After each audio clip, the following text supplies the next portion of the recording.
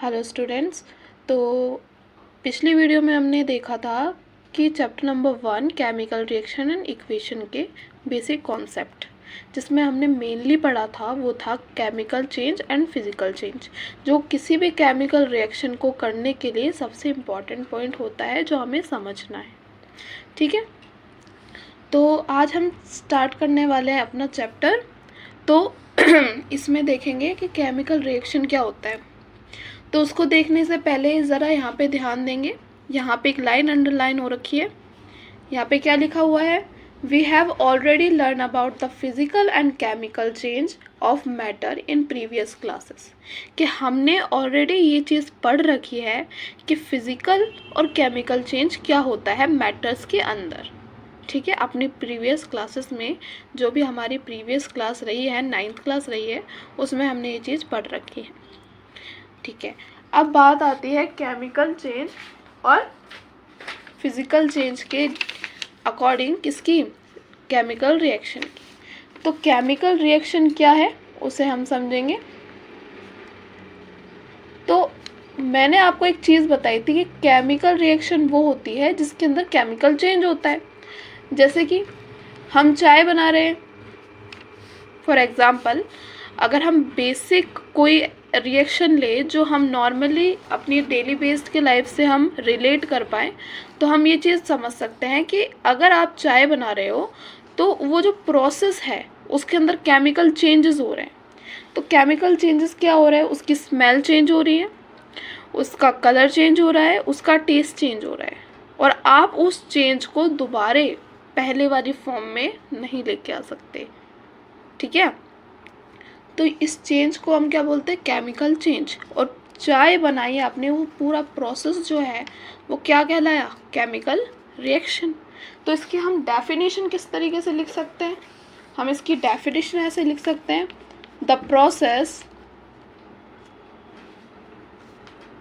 Which involve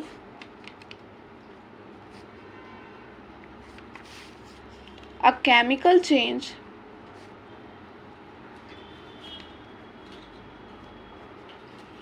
is called chemical reaction।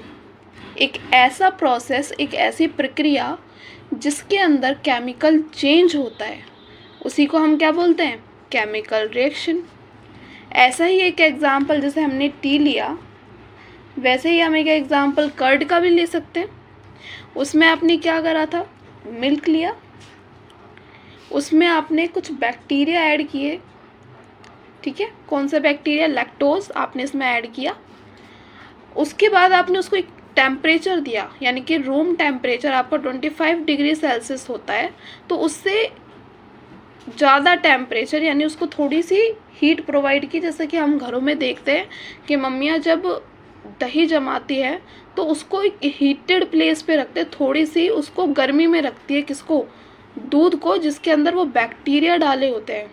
ठीक है, पुरानी दही होती है या कोई भी खट्टा पदार्थ छाए टाइप में वो दूध में डाला जाता है, और वो पूरी रात वो जो बैक्टीरिया होते हैं वो क्या करते हैं? वो अपनी संख्या को, अपने नंबर्स को बढ़ा लेते हैं, और उस पूरे दूध को लिक्विड स्टेट से, क्योंकि मिल्क लिक्विड स्टेट में होता है, तो लिक्विड से उसको सॉलिड स्टेट में कन्वर्ट करके उस पूरे मिल्क को कर्ड में कन्वर्ट कर देते हैं। यानी कि वो पूरा जो मिल्क है वो कर्ड बन जाता है। वो पूरे बैक्टीरिया जो है वो पूरे उस कंटेनर में फैल जाते हैं। ओके, तो ये पूरा प्रोसेस जो है वो क्या कहलाता है? Chemical reaction. और इसके अंदर हो क्या रहा है? मिल्क से दूध कर्ड बना, ये क्या है? आपका chemical change. Is that clear? Okay, कोई भी प्रॉब्लम हो आप कमेंट करके पूछ सकते हो किसी भी टॉपिक में। ओके बेटा, तो केमिकल चेंज हमने समझा। दूसरी चीज़ हमको ये चीज़ भी समझनी पड़ती है कि केमिकल चेंज हो रहा है तो कोई ना कोई सिम्टम्स होंगे। जैसे हमको कोई बीमारी होती है तो कोई ना कोई सिम्टम्स होते हैं कि भाई कुछ भी हमको बीमारी है तो हमको कुछ लक्षण दिखते हैं। ऐसे केमिकल चेंज हो गए तो भी हमें कुछ लक्षण दिखेंगे। जैसे कि आप गर्मियों के टाइम में क्या देखते हैं कि कोई भी सामान आपने बाहर रख दिया, लाइक कोई आपने डिश बनाई उसको आपने बाहर रख दिया, तो फ्रीज में रखते हैं नॉर्मली हम, ताकि आपका खाना क्या ना हो, ख़राब ना हो। तो आपने बाहर उस डिश को रखा तो उसके अंदर एक अजीब सी स्मेल आती है और वो हमारे खाने के लायक नहीं होती, फिर वो डिश वो ख़राब हो जाती है, हम ऐसा बोलते हैं।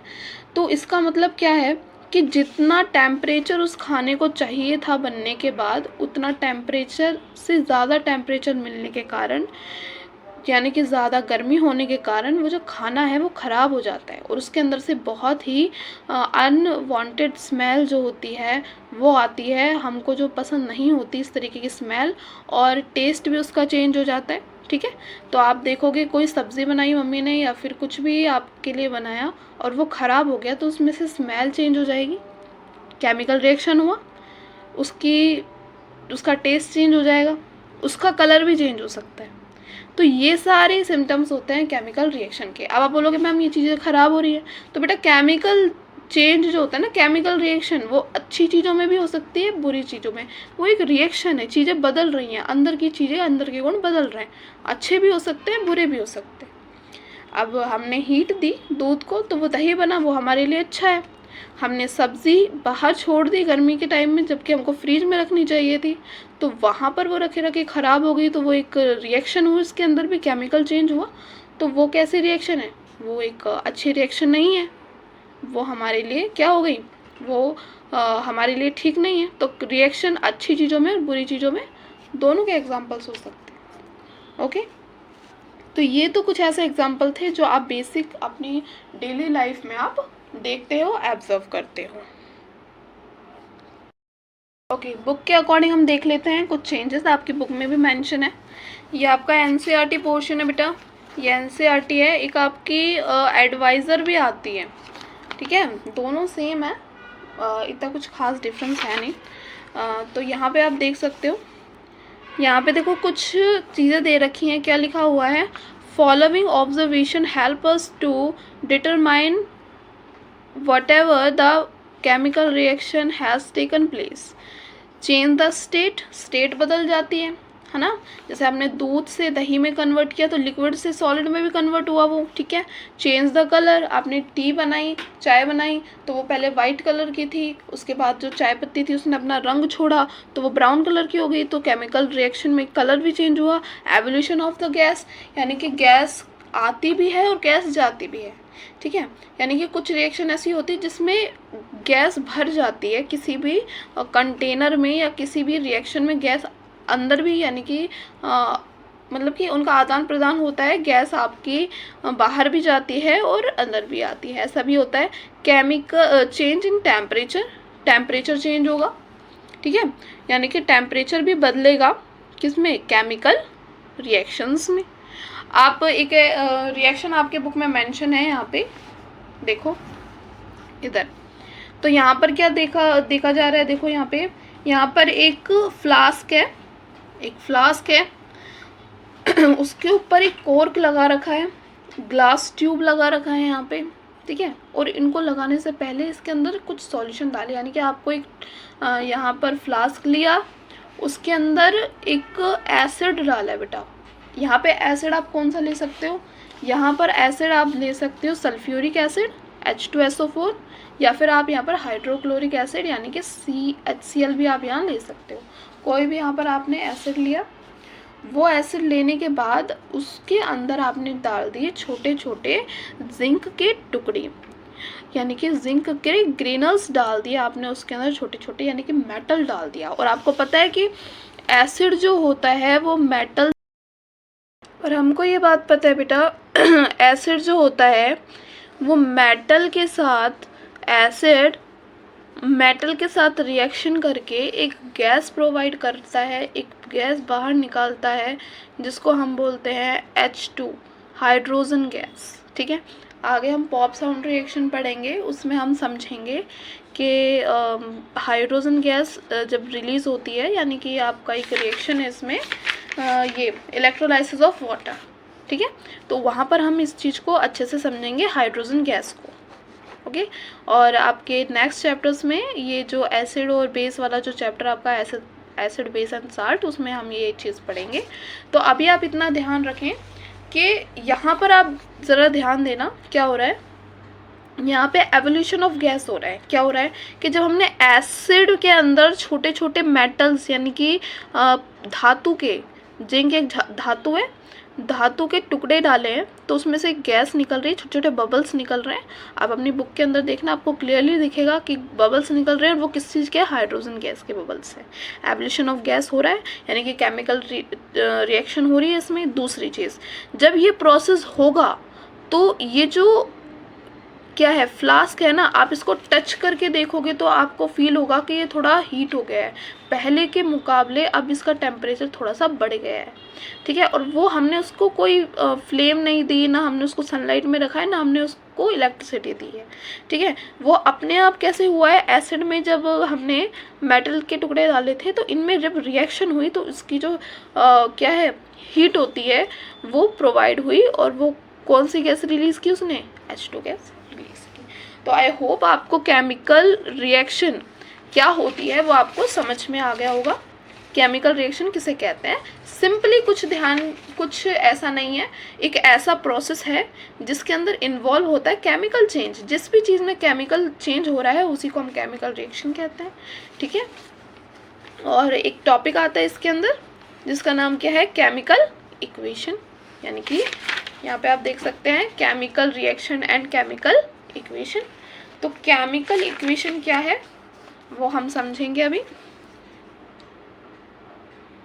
देखिए,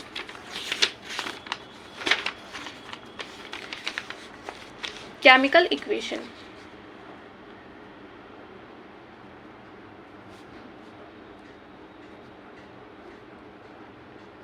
बेटा केमिकल इक्वेशन क्या होती है समझना।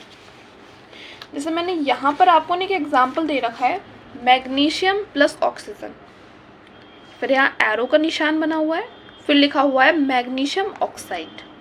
इस चीज़ को ध्यान से समझना, यहाँ पर मैग्नीशियम लिखा हुआ है प्लस ऑक्सीजन लिखा हुआ है, तो मैग्नीशियम अलग है, प्लस ऑक्सीजन अलग है, बीच में प्लस का सिंबल आ रहा है, इसका मतलब ये दोनों चीज़ें अलग अलग है, अलग अलग रखी हुई हैं। ठीक है, और जब आपको कोई सिंगल प्रोडक्ट दिखे यानी कि वो एक सिंगल प्रोडक्ट है मैग्नीशियम ऑक्साइड।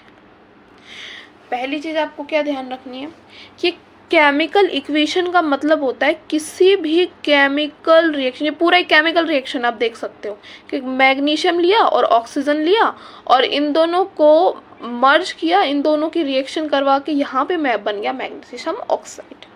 तो ये पूरा प्रोसेस क्या है, एक केमिकल इक्वेशन, रिएक्शन। अब रिएक्शन है ये पूरी, अब इसको हमको लिखना है किसमें, इक्वेशन में। आपने मैथ्स में इक्वेशंस पढ़ रखी है, मैथ्स में आपने बहुत सारी इक्वेशंस पढ़ रखी है, तो आप उस चीज़ को समझ सकते हो। देखो मैग्नीशियम है, लिखा है यहाँ पे मैग्नीशियम,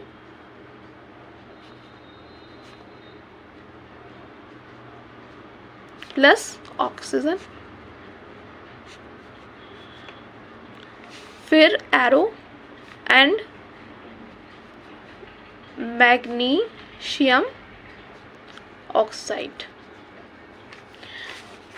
अब हमने ये इतना बड़ा लिखा है और आपको पता है कितना टाइम लगा। अभी तो हमने ये छोटी सी चीज़ लिखी है, ये बहुत छोटी सी चीज़ है। अब 11th-12th क्लास में जाओगे आपको इतनी बड़ी बड़ी रिएक्शंस देखने को मिलेगी, उसको लिखने में कितना टाइम लग जाएगा। तो कोई भी केमिकल रिएक्शन है उसको शॉर्ट फॉर्म में लिखना, उसको छोटा करके लिखना, उसको इक्वेशंस में लिखना। केमिकल रिएक्शन को इक्वेशंस में लिखना। इक्वेशंस में कैसे, इनके सबके वो हैं क्या, सिंबल्स हैं। जैसे मैग्नीशियम को हम कैसे लिखेंगे, Mg, capital M and small g, magnesium, plus oxygen O2, ठीक है, प्लस फिर आपका है यहाँ गिवन, क्या गिवन हो रहा है हमको, मैग्नीशियम ऑक्साइड, यानी कि MgO, मैग्नीशियम ऑक्साइड। दूसरी बात आपको ये ध्यान रखनी है बेटा कि ये जो एरो से पहले वाले जो आपके यहाँ पर जो आपका लिखा हुआ होता है किसी भी रिएक्शन में या इक्वेशन में, उसको हम रिएक्टेंट बोलते हैं। ध्यान रखिएगा, उसको क्या बोलते हैं, रिएक्टेंट बोलते हैं। और एरो के जो बाद होते हैं उसको हम बोलते हैं प्रोडक्ट। ठीक है। और आपने बहुत सारी जगह यहाँ पर ना एरो के ऊपर भी बहुत कुछ लिखा हुआ, जैसे कि आपको यहाँ पे कुछ केल्विन्स में लिखा हुआ मिलेगा, कुछ डिग्री सेल्सियस में लिखा हुआ मिलेगा, कहीं पर हीट लिखी हुई मिलेगी, कहीं ये सिंबल्स बने होते हैं, है ना, इस तरीके के। और कहीं पर आपको टेम्परेचर, कहीं पे इलेक्ट्रोलाइसिस, बहुत सारी चीज़ें आपको देखने को मिलती है। इसका मतलब ये होता है कि जो आपकी वो रिएक्शन हो रही है वो किसकी प्रेजेंस में हो रही है। उसको आपने हीट दी है, उसको आपने टेम्परेचर दिया है, यानी कि वो उसको आपने हीट दी है, या फिर आपने इलेक्ट्रिसिटी से कराया है उसको, या फिर आपने उसको सनलाइट में रख कर उस रिएक्शन को कराया है, तो वो सारी चीज़ें आपके एरो के ऊपर लिखी जाती है। और आपने उसको कितनी हीट दी है, आपने उसको कितना टेम्परेचर दिया है, वो भी यहीं लिखा जाता है। ओके, तो आपने इतनी बात समझी। तो आगे हम केमिकल इक्वेशन पढ़ेंगे नेक्स्ट वीडियो में।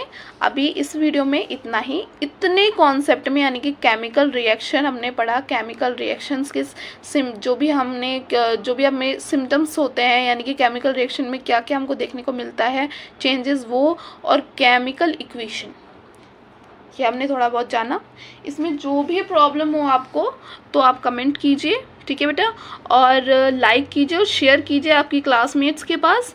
और जिनको भी फर्स्ट चैप्टर, मतलब जो भी आपकी क्लासमेट हैं या जो भी आपके साथ के बच्चे हैं, उन सबको शेयर कीजिए। Thank you.